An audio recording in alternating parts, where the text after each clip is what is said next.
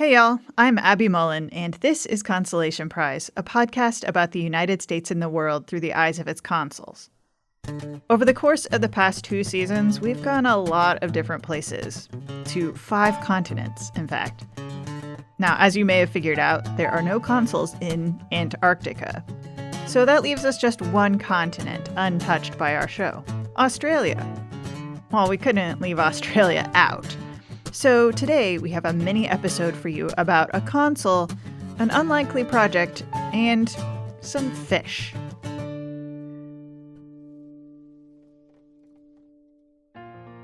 Before we talk about the fish thing, I do want to tell you that there are only 2 full episodes of Consolation Prize left. After that, we'll be shutting down the show. To celebrate the show, we're doing a little giveaway. Here's what you need to do. Call into our voicemail and tell us something that you've learned from Consolation Prize. About consuls, about podcasting, really anything you want to tell us about the show. You could win a tumbler and some free trade Nicaraguan coffee. You can access our voicemail at our website, consolationprize.rrchnm.org, or honestly, if you just Google Consolation Prize podcast, it should come right up. You only have until June 10th to do it, so go to our website right now and leave us a voicemail. Okay, so the fish. Our story starts, as it often does, with a letter from a consul to the Secretary of State. The consul was a man named Alexandra George Webster. He was the U.S. consul in Hobart, which is a major port city on the island of Tasmania. He was a British subject, but he served as U.S. consul for 3 decades, starting in 1877. He was also a part of the Tasmanian Fisheries Commission. This commission was interested in bringing fish from elsewhere in the world to stock Tasmanian rivers and fish farms. They compared rivers without fish to pastures without sheep. Not stocking the rivers would be tantamount to neglect. Webster wanted salmon, specifically Pacific salmon from the west coast of the United States. So he did the natural thing for a consul to do. In January 1902, he wrote to the American Secretary of State to ask him for some salmon eggs. Webster noted in that letter that all attempts to introduce salmon into Australian waters had failed to this point. A government report documented attempts in 1852, 1860, 1862, 1866, and 1881. Many of the eggs in those attempts didn't even make it to Australia. Those that did hatch didn't last more than a few years in Australian waters. But those had been Atlantic salmon from Great Britain. So Webster and his colleagues thought they should try Pacific salmon instead. But a shipment of 800,000 sockeye salmon eggs from Vancouver had not been successful either.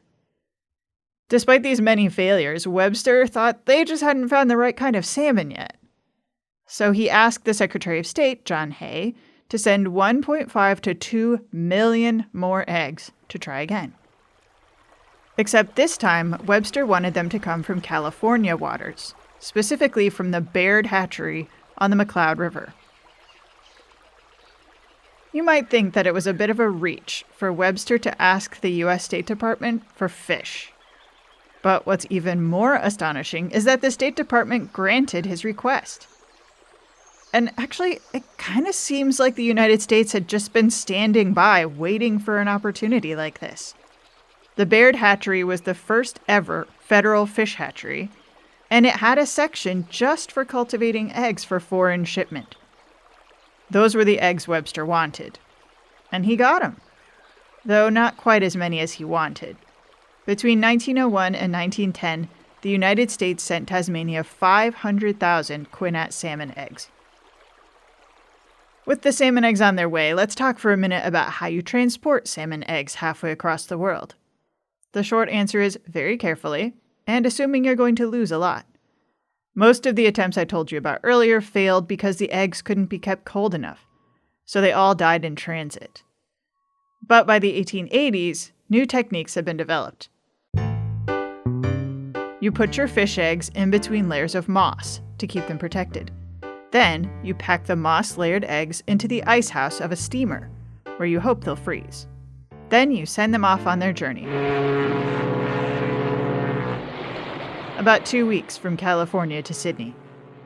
If you're lucky, about 45% of the eggs might survive. You then put the eggs in the river, where they thaw out and hopefully hatch.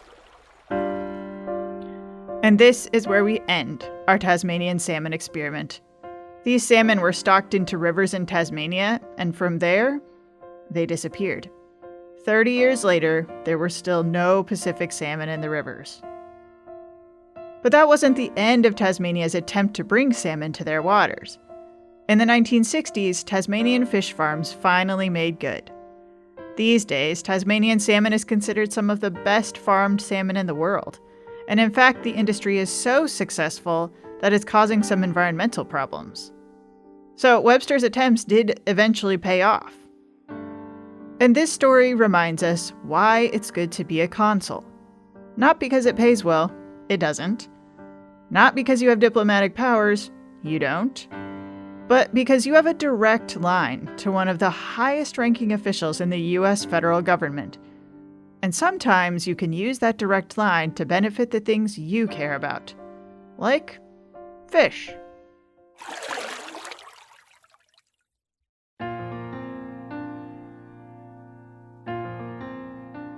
Consolation Prize is a podcast of R2 Studios at George Mason University.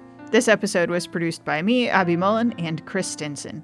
Our music is, as always, by the amazing Andrew Cody. Don't forget to leave us a voicemail telling us your reflections on what Consolation Prize means to you, and we'll be back in touch later with more information about how we're going to close out the show. Thanks for listening.